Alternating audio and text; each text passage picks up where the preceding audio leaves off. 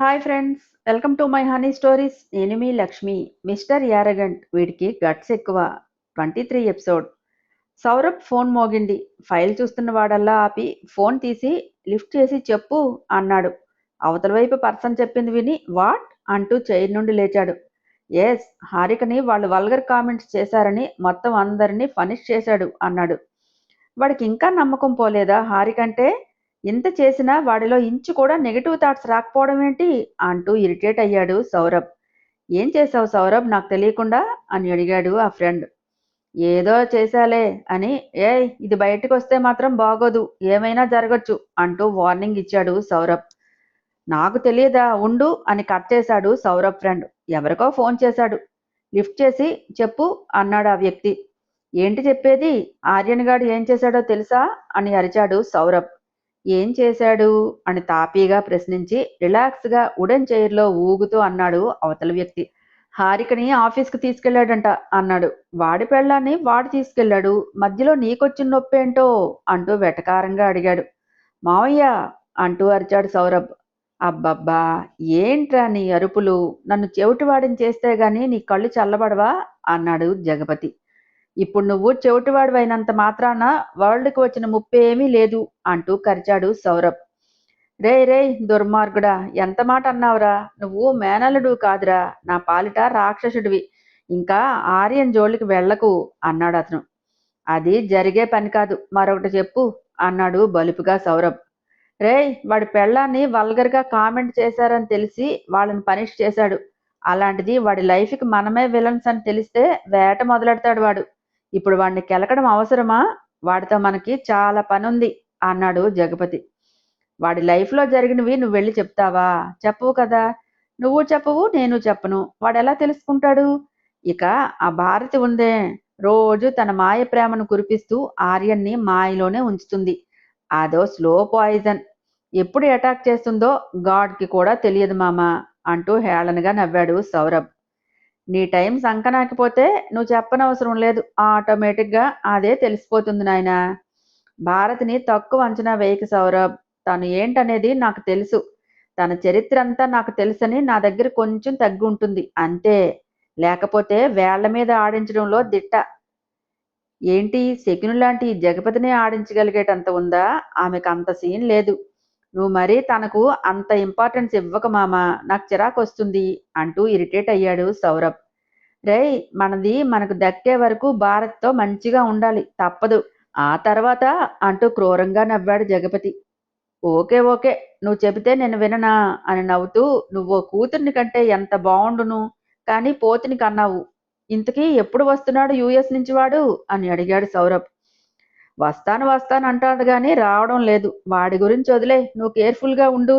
ఇవేమీ మీ డాడీకి తెలియనివ్వకు అన్నాడు జగపతి. ఓకే మామ, ఉంటా అని కాల్ కట్ చేసి ఆలోచనలో పడ్డాడు సౌరభ్.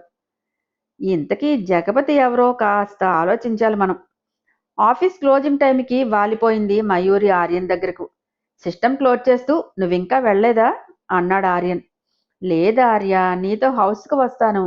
ఆర్య, మనం పబ్కి వెళ్దామా అంటూ రాగాలు తీసింది మయూరి. వాడికి లేని కొత్త అలవాట్లు నువ్వు నేర్పకమ్మా. ఉంటే నెల ఉంటావు, లేక ఇంకో 5 రోజులు ఎక్కువ వేసుకో. ఈ కొద్ది రోజులకే పబ్బులు అవి అవసరమా చెప్పు? మీరు బెంగళూరు వెళ్ళాక పబ్బులో మకాం పెట్టు. ఎవడు కాదంటాడో నేను చూస్తా అన్నాడు ఉదయ్.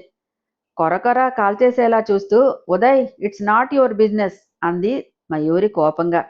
నా బిజినెస్ ఏంటో నాకు తెలుసు, నీ బిజినెస్ ఏంటనేదే అర్థం కావడం లేదు అన్నాడు ఉదయ్.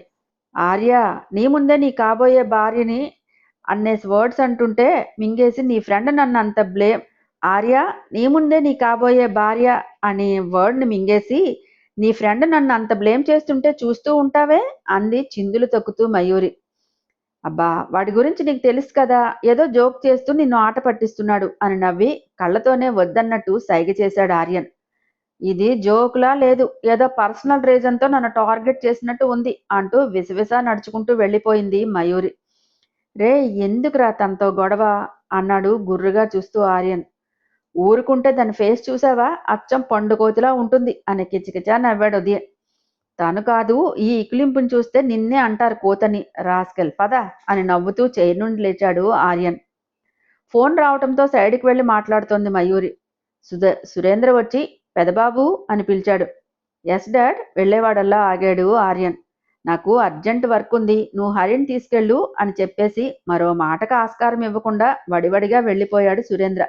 హారిక వైపు గుర్రుగా చూస్తూ ఇది నీ ప్లాన్ కదూ అన్నాడు. అయ్యో రామా, నేనేం చేశాను అంటూ ఇన్నోసెంట్గా చూస్తూ మీకు నచ్చకపోతే రానులేండి, బొచ్చడు క్యాబ్స్ ఉన్నాయి అంటూ మూతి ముడిచింది హారిక. క్యాబ్ ఎందుకు హరి, నీ హక్కు కారులో వెళ్ళటం. పద, ఎవరు అడ్డు వస్తారో నేను చూస్తా, కారు ఎక్కు ముందు అంటూ షర్ట్ కఫ్స్ ముడుచుకుంటూ బిల్డప్ కొట్టాడు ఉదయ్. ఈ ఉదయ్ చెల్లెలు క్యాబ్లో వెళ్తే నా పరువు మూసీ నదిలో మునకలు వేయదు. అమ్మా, అలా జరగనిస్తానా అంటూ హారికను కారు ఎక్కించాడు. పళ్ళు నూరుతూ ఇద్దరు ఎదవ డ్రామాలు ప్లే చేస్తున్నారే, రేపు ఉంటుంది మీకు అంటూ హెచ్చరించాడు. ఆర్య, స్టార్ట్ అవుదామా అంటూ డోర్ తీసింది మయూరి. హిహిహి అంటూ పళ్ళన్నీ బయటికి పెట్టి వ్యంగ్యంగా నవ్వింది హారిక. ఏయ్, నువ్వేంటిక్కడ, దిగు అంది మయూరి కోపంగా. హలో మోడల్ పాప, ఇది నా మొగుడి కారు, అంటే నా కారు. నా కారు నుంచి నన్ను దిగమనే రైట్స్ నీకు లేవనుకుంటాను అంటూ కళ్ళెగరేసింది హారిక. మయూరి పళ్ళు బిగబెట్టి కోపంగా చూసింది. ఆర్యన్ డ్రైవింగ్ సీట్లో కూర్చుంటూ వస్తున్నావా మయూరి అన్నాడు. హా అంటూ మొహం రాల్చి బ్యాక్ డోర్ తీసి దడేల్ని వేసింది మయూరి. అయ్యయ్యో, ₹1,00,00,000 కారు డోర్ బద్దలు కొట్టేసిందే అంటూ వంగి చూసి, నీకు కార్ డోర్ కూడా వేయడం రాదు పాపం, రేపు కంపెనీ సీఈఓ అయ్యి ఏం పొడి చేస్తావు, ఎట్టా చేస్తావు అంటూ యాసగా అడిగాడు ఉదయ్. కిసుక్కును నవ్వింది హారిక. ఆర్యన్ కార్ స్టార్ట్ చేసి సర్రును ముందుకు దూకించాడు. అమ్మయ్యా, ప్లాన్ సక్సెస్ఫుల్గా కంప్లీట్ చేశాను. ఇప్పుడు వీడి సంసార నావను ఒడ్డుకు చేర్చేసరికి నేను ఏమైపోతానో, ఏక్ నిరంజన్లా ఏక్ ఉదయ్లా మిగిలిపోను కదా అనుకుంటూ తన కారు ఎక్కి ఇంటికి బయలుదేరాడు ఉదయ్. బ్యాక్ సీట్లో ముందుకు వంగి కూర్చున్న మయూరి, ఆర్య, మనం చాలా ఎంజాయ్ చేసేవాళ్ళం కదూ, హాలిడేస్ వస్తే మనం ఒకసారి చెన్నై బీచ్కి వెళ్ళినప్పుడు నువ్వేం చేసావో గుర్తుందా అంటూ కులికింది. ఆర్యన్ ఓరగా హారిక వైపు చూశాడు. మొహం టమాటా కాదు, ఒళ్ళంతా టొమాటో కలర్కు మారిపోయి ఎర్రని టొమాటో తోటలా తయారైపోయింది పిల్ల. అది చిన్న ఏజ్ కదా మయూరి, అంతలా జ్ఞాపకం లేదు అంటూ గుటకలు మింగుతూ, వామ్మో ఇదేంటి ఇలా చూస్తోంది అనుకున్నాడు ఆర్యన్. మరీ చైల్డ్స్ కాదు కదా ఆర్య, నువ్వు ఇంటరు నేను 10th, టీనేజర్స్మే కదా అంటూ హారికను ఉడికిస్తూ అంది మయూరి. ఆపెహే నీ కాకిగోల, కావు కావుమంటూ ఒకటే రోజున అంటూ అరుస్తున్నట్టుగా అంది హారిక. ఎస్, జలసీ వచ్చింది, ఇదే నీకు టార్చర్, రేపటి నుంచి ఇంకా చూపిస్తా అంటూ నవ్వుకుంది మయూరి. గుర్రుగా చూస్తూ గట్టిగా ఆర్యన్ తొడను గిల్లింది హారిక. ఆ అంటూ అరిచాడు ఆర్యన్. ఉలిక్కిపడి వాట్ హ్యాపెండ్ ఆర్య అంది మయూరి కంగారుగా. గిల్లిన చోట రుద్దుకుంటూ నథింగ్ అన్నాడు. మరి ఎందుకంత గావుకాక పెట్టావు అంటూ హారికని అనుమానంగా చూసింది. ఏమీ కుట్టినట్టు విండోలో నుంచి బయటకు ఏమీ పట్టనట్టుగా విండోలో నుంచి బయటకు చూస్తూ కూర్చుంది హారిక. చీమ కుట్టింది అందుకే అన్నాడు ఆర్యన్. వాట్, చీమ కుడితే అంతలా అరుస్తారా అంటూ ఆశ్చర్యంగా ప్రశ్నించింది మయూరి. ఆ చీమకు కూరలు ఉన్నాయిలే, అందుకే అరిచాను అంటూ పళ్ళు నూరుకున్నాడు ఆర్యన్. లోపల నుంచి కిచకిచామంటూ నవ్వుకుంది హారిక. సుమా, ఏంటిది చెప్పు, ఎన్నాళ్ళు ఇలా కుమిలిపోతావు, నీ హెల్త్ గురించి కూడా ఆలోచించాలి కదా అంటూ లాలనగా ఆమెను హత్తుకున్నాడు యోగేంద్ర. మరుపు మనిషికి దేవుడిచ్చిన గొప్ప వరం అంటారు, కానీ అది నాకు పెట్టలేదేమోనండి అంటూ కళ్ళనీళ్ళు పెట్టుకుంది సుమన. పోనీ ఏం చేస్తే నీ బాధ తగ్గుతుందో చెప్పు అన్నాడు యోగేంద్ర. నాకు ఇక్కడ ఉండాలని లేదండి, కొన్నాళ్ళు ఎక్కడికైనా తీసుకువెళ్ళరు ప్లీజ్, ఈ బిజినెస్లు ఇవన్నీ ఎవరిని ఉద్ధరించడానికి చెప్పండి బాధగా అంది. మన కోసం కాదు సుమా, వేల మంది ఉద్యోగుల కోసం, వాళ్ళ కడుపు నింపేది మన బిజినెస్లో లాస్ వస్తే ఆ ఎఫెక్ట్ వాళ్ళందరి జీవితాల మీద పడుతుంది అన్నాడు యోగేంద్ర. ఏమోనండి, నాకు అవేమీ తెలియదు, మనం వెళ్లాల్సిందే, నా మనసు దేనికోసమో ఆరాటపడుతోంది, అది ఏంటనేది నాకు తెలియదు, కానీ వెళ్ళాలి అంతే అని పట్టుదలగా అంది సుమన. సరేలే, వెళ్దాం, హైదరాబాద్ బ్రాంచ్లో ఏదో గోల్మాల్ జరిగిందట, అది కరెక్ట్ చేసి వద్దాం, నీకు ప్లేస్ మారినట్టుగా కూడా ఉంటుంది, సరేనా అన్నాడు యోగేంద్ర. హా అంది సుమన. అయితే నిన్న గుడికి వెళ్ళినప్పుడు ఒక సాధువు పలికిన మాటలు మాత్రం సుమన మనసులో పదే పదే మెదులుతున్నాయి. నీ రక్తపాసం చేరే గడియలు ఆసన్నమయ్యాయి, వెళ్ళు, త్వరపడు, నీ నిరీక్షణకు ఫలితం రాబోతుంది, పరమేశ్వరుడు నీకు అండగా ఉంటాడు, విజయోస్తు ఆ మాటలు విన్నప్పటి నుంచి ఆమెలో ఏదో తెలియని అంతర్మథనం మొదలైంది. ఎక్కడికైనా వెళ్ళాలి, ముందు ఇక్కడి నుంచి వెళ్ళాలని గట్టి నిర్ణయానికి వచ్చింది సుమన. కారు ఇంటికి రీచ్ అయింది. ఇలా ఆగగానే ఎగురుకుంటూ వెళ్ళిపోయింది మయూరి. కారు దిగుతున్న హారిక చేయి పట్టుకుని వెనక్కి లాగుతూ, ఏంటే నకరాలు దొబ్బుతున్నావు, ఎందుకే గిల్లావు అని కోపంగా అడిగాడు ఆర్యన్. ఓయ్, నేను కదా సీరియస్ అవ్వాలి, ఏంటి రివర్స్ గేమ్ ప్లే చేస్తున్నావు అని ఉరిమి చూస్తూ, చెప్పు, బీచ్లో ఏం చేసావో ఫస్ట్ అది చెప్పు అని గుర్రుగా చూసింది హారిక. గతుక్కుమన్నాడు ఆర్యన్. ఏం చేస్తాం, అదేమైనా చేసే వయస్సా, అసలు అది మాట్లాడితేనే కదా మీనింగ్ ఉండేది అన్నాడు. అంటే ఏజ్ లేక చేయలేకపోయానని ఫీల్ అవుతున్నావా అని కొరకరా చూసింది హారిక. ఓయ్, ఫీలింగు లేదు, తెడ్డు లేదు, విసిగిస్తే తాట తీసేస్తాను అంటూ కారు దిగబోయాడు ఆర్యన్. షర్టు కాలర్ పట్టుకుని వెనక్కి లాగింది హారిక. చెట్టంత మనిషిని పెట్టుకుని మాట్లాడుతుంటే అలా ఎలా వెళ్ళిపోతావో ఆన్సర్ చెప్పకుండా ఆ కొండ ముచ్చుతో రాసుకుని పూసుకుని తిరిగావంటే చిరిగి చాట్ అవుతుంది చూసుకో అని హెచ్చరించింది.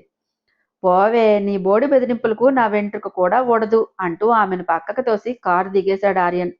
దొంగమొహోడు అటిట్యూడ్ చూపిస్తున్నాడు.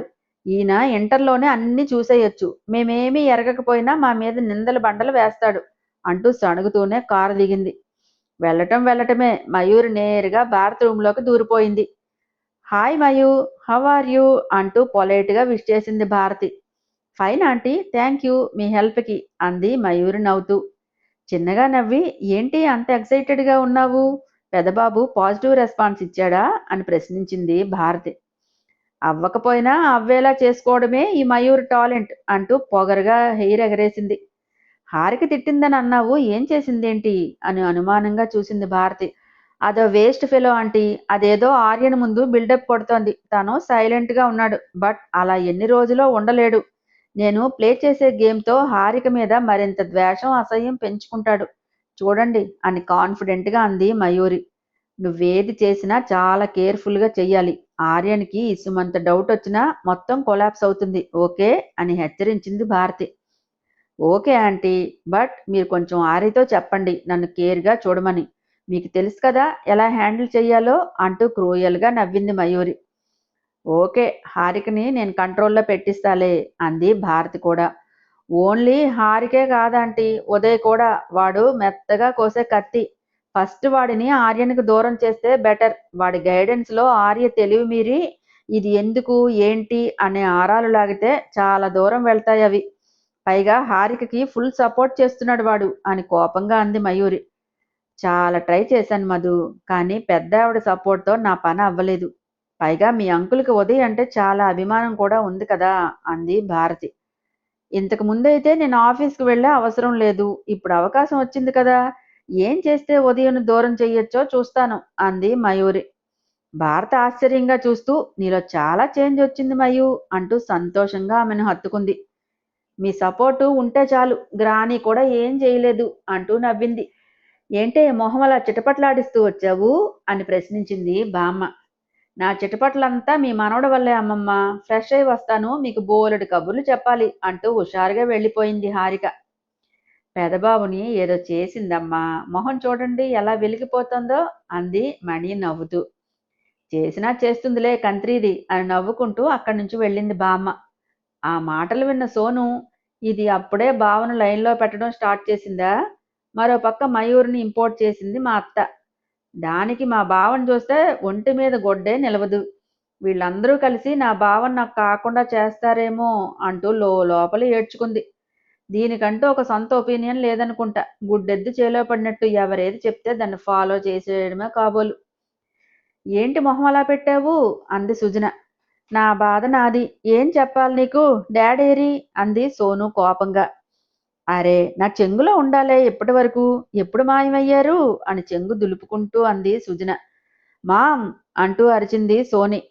ఇంకాస్త గట్టిగా అరువు, మా చిన్నమ్మ వచ్చి వాయించేస్తుంది, ఇది దీని బాబు నాకే చెప్పి వెళ్తారు మరి అని అనుకుంటూ వెళ్ళిపోయింది సుజన. డాడ్ రాని నీ సంగతి చెప్తాను అని నేలను బాదుకుంటూ వెళ్ళిపోయింది సోనీ కూడా. బాత్ చేస్తూ హారికగిచ్చిన ప్లేస్ చూసుకుని, దెయ్యం రాక్షసులా ఎలాగిచ్చిందో చూడు, మెత్తగా ఉంటే నెత్తికెక్కి ఆడుతుంది, దీనికి ఇంత అతి చనువు ఇవ్వకూడదు ఇక మీదట అనుకున్నాడు ఆర్యన్. ఓయ్ ఎంతసేపు స్నానం చేస్తున్నావా లేక నిద్రపోతున్నావా? అది వాష్రూమ్ డోర్ కొడుతూ అంది హారిక. కాదే, కథాకళి భరతనాట్యం చేస్తున్నా, మూసుకుని దొబ్బయ్ అన్నాడు కోపంగా. ఎందుకంత అరుస్తావు పండు మిర్చి తిన్న కాకిలా అంటూ నవ్వింది హారిక. నేనొస్తే చస్తావు, నా చేతిలో ఓ ఎగిరెగిరి పడుతున్నావు అంటూ టవల్ చుట్టుకొని బయటకు వచ్చాడు ఆర్యన్. హాయ్ ఫ్రెండ్స్, నా ఛానల్ నచ్చితే కనుక లైక్ చేయటం, షేర్ చేయడం, సబ్స్క్రైబ్ చేసుకోవటం మర్చిపోకండి. ఒక మంచి కామెంట్ని పాస్ చేయండి ఫ్రెండ్స్. నెక్స్ట్ అప్డేట్ కోసం వెయిట్ చేస్తూ ఉండండి.